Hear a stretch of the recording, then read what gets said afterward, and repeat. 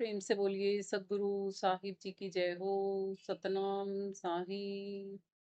हे साहिब, आपका अनंत अनंत शुक्रिया, अनंत अनंत आभार। साहिब जी आपकी सर्वदा ही जय जयकार। आदरणीय सर्व संतों की जय हो। उपस्थित आदर के योग्य सभी जीवात्माओं को मेरा नमन। सतनाम साहिब। कोई बदलेंगे हरिजन सूर, किसको?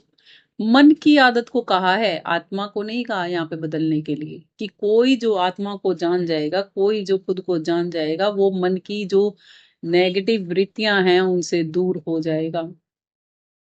वो बदलेगा कोई हरिजन सूर। आगे साहिब कहते हैं, क्या बदलेंगे चोर जवारी माया के मजदूर। क्या बदलेंगे जो माया में ही मशरूफ रहना चाहते हैं। किस किस को कहा है? चोर और जवारी। जवारी क्या होते हैं? चोर कौन होते हैं? परायों का धन ठगने की लालसा वाले सब चोर। और जवारी कौन होते हैं?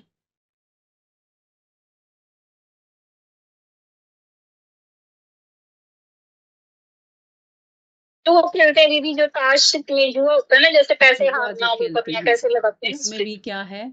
वो भी क्या चाहते हैं? पैसा बनाना ही चाहते हैं। यानी कि माया माया माया माया, बस और कुछ नहीं। है ना?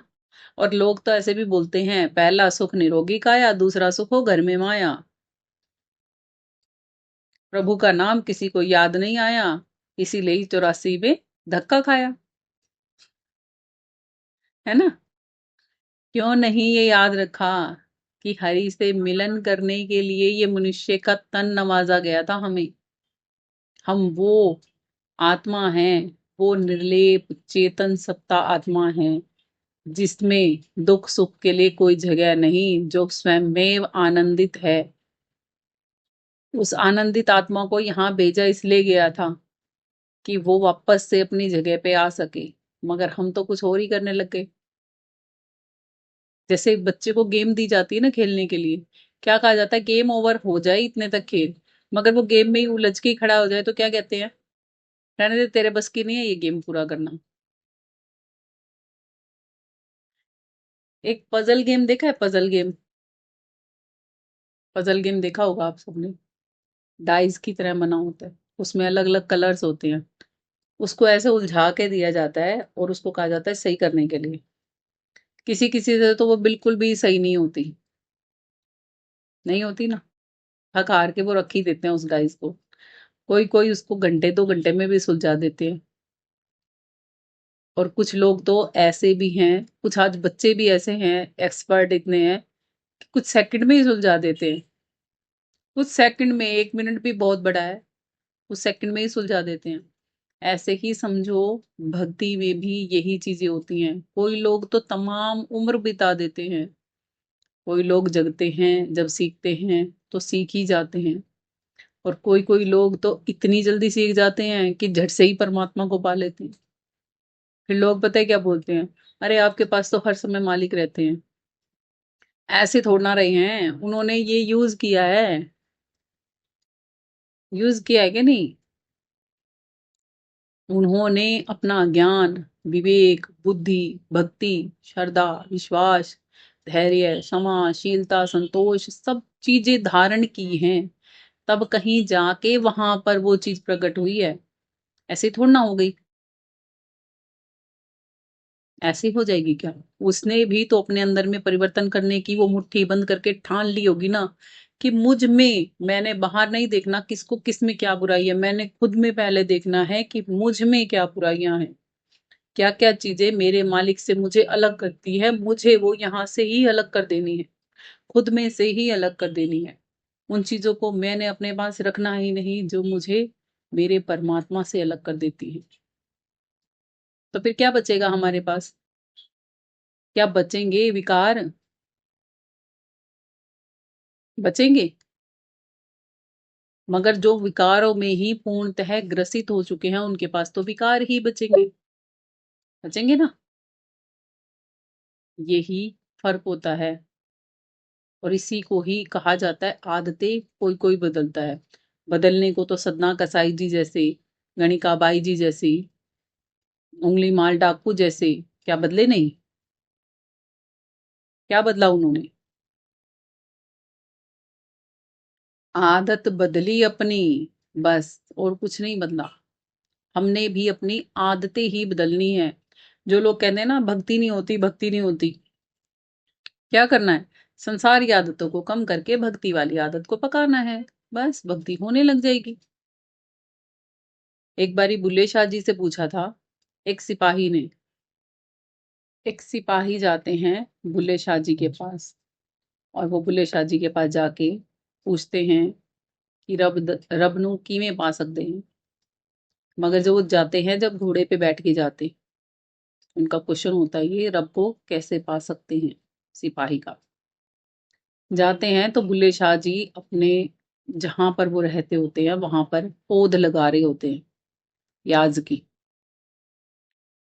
और सिपाही उनके डंडा मार के पूछते हैं, ओए बुलिया नू जानदा है? तो बुल्ले शाह जी कहते हैं, नहीं मुझे नहीं पता जी, आप अंदर पता कर लो। अब वो अंदर जाते हैं, अंदर और भी वहां पर बुल्ले शाह जी से ज्ञान प्राप्त किए हुए शिष्य होते हैं। तो वो उनसे जाके पूछते हैं, बुल्ले शाह जी नू मिलना सी, बुल्ले शाह जी नू मैं मिलना सी। तो वो जब जाके उनसे पूछते हैं कि भाई बुल्ले शाह जी कहाँ हैं, तो वो कहते हैं कि हमें नहीं पता बुल्ले शाह जी कहाँ हैं। आप बाहर जिनसे मिल के आए, एक जना बोलता है कि बाहर जिनसे मिल के आए वो बुल्ले शाह जी तो थे। कहते अरे मैं तो उसके संटे ही मारे आया हूँ, तो अब वो मुझे भला क्यों बताएंगे रब को कैसे पाना है। तो बाकी जो सेवक होते हैं वहां पे, जो उनके शिष्य होते हैं, जो संतों के हैं व्यवहार करते थे उनके साथ में, वो कहते नहीं वो अभी भी बता देंगे, आप जाके तो देखो। बेचारे शर्मिंदा हुए, डर डर के जाते हैं उनके पास और हाथ जोड़ के पूछते हैं, पहले क्षमा मांगते हैं, कहते हैं कि मैं नहीं जानता था कि आप ही बुल्ले शाह जी हो।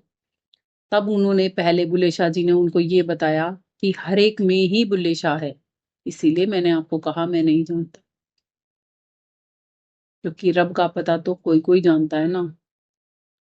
खुद का पता जब मिल जाता है ना, तो खुद का पता भी गुम हो जाता है, तब रब का पता मिलता है।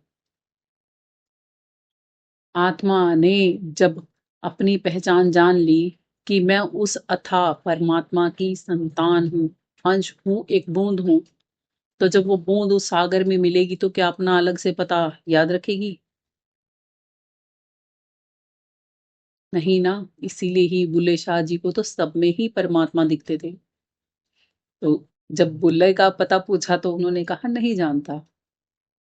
अब उन्होंने पूछा कि परमात्मा का पता जानना है मुझे। तब उन्होंने कहा कि रब दा की पावना, इत्थे सुटना ते उथे लावना। परमात्मा का क्या पाओगे? परमात्मा तो बस ध्यान के द्वारा पाया जा सकता है। आपने अपना ध्यान सारा का सारा संसार में, लोगों में लगा रखा है। जब आप इस ध्यान को हटाओगे और इस ध्यान को वहां पार ब्रह्म में जोड़ोगे, तो आप उसको पालोगे। देखा ना कितनी सुंदर तरीके से जवाब दिया। फिर उन्होंने जब क्षमा मांग के कहा कि मैंने तो आपके छड़ी मार दी, तो कहते हैं फिर क्या हुआ? संसार में अगर हम एक घड़ा भी लेने जाते हैं ना, तो उसको भी 10 बार बजा के देखते हैं कि लें या ना लें, है ना, पका हुआ है या नहीं। अब जो संत होते हैं ना, वो इसीलिए ही बहुत विनम्र हो जाते हैं, वो बहुत सहनशील हो जाते हैं, बहुत विनम्र हो जाते हैं। उनके जैसा बनना शायद मेरे बस के भी नहीं है, मगर कोशिश करती रहूंगी तो शायद एक ना एक दिन बन ही जाएंगे। हम सभी बन जाएंगे, एक नहीं। केवल मैं अपने लिए नहीं, ये परमात्मा से दुआ आप सबके लिए भी करती हूँ, आप सब भी वो संत बन जाएं जिनके बनने के बाद और कुछ बनना बाकी नहीं रहता। इतनी हम भक्ति कमा पाए कि उस परमात्मा में ही विलीन हो सके। अब साहिब बताते हैं कि कौन कौन बन नहीं पाते और क्यों नहीं बन पाते। वो कहते हैं, भांग, तमाकू निष्दिन जो खाते हैं और नशे में जो चूर रहते हैं, क्या बदलेंगे वो खुद को? आदत बदलनी पड़ेगी पहले भांग तमाकू खाने की। जिस तरह नानक जी ने बताया है, हो सकता है नानक जी के जीवन में भी ऐसे भांग धतूरे खाने वाले लोग आए अरे हुए। देखिए इसका टाइम तो उन्होंने बोला ऐसे कि नशा, अफीम, चरस, भांग, गांजेदा उतर जासी प्रभात। नशा, अफीम, चरस, भांग, गांजेदा उतर जासी प्रभात। नाम खुमारी नानका चढ़ी रहे दिन रात। कि नाम की जो खुमारी है ना, उस परमात्मा के सच्चे नाम की जो खुमारी है ना, वो कभी नहीं उतरती, वो दिन रात जड़ी रहती है। बस ये है कि जब आप वो नशे त्यागोगे और उस सच्चे नाम का संग करके उस नाम की बूटी को पियोगे तो अमर कर देगी वो, क्योंकि वो ऐसी जड़ी है जो कि अमर पुरुष से मिला देती है, जो कभी मरता नहीं, जहाँ जारा जरा नहीं जाता।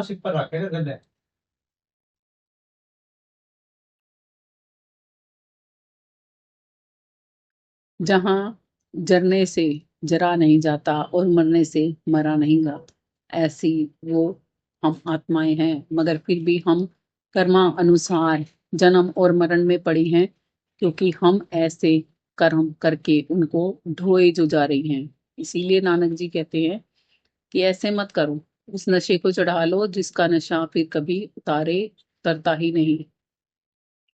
ये माया वाले अगर नशे चढ़ा के रखोगे ना, तो ये माया में ही लीन रखेंगे, प्रभु प्राप्ति कभी होने ही नहीं देंगे। अभी ये देखो, ये तो नशे हो गए जो हमें आम तौर पे दिखते हैं। शराबियों का नशा शराब पी के करते हैं, है ना, ये तो हमें आम तौर पे दिखते हैं। मगर हम जिस नशे में चूर हैं, एक कहावत मैंने एक बार सुनी थी कि शराबी के संग रहना आसान है, जो बिना शराब के भी सामने वाले को परेशान रखे तो उसके संग रहना और भी मुश्किल है।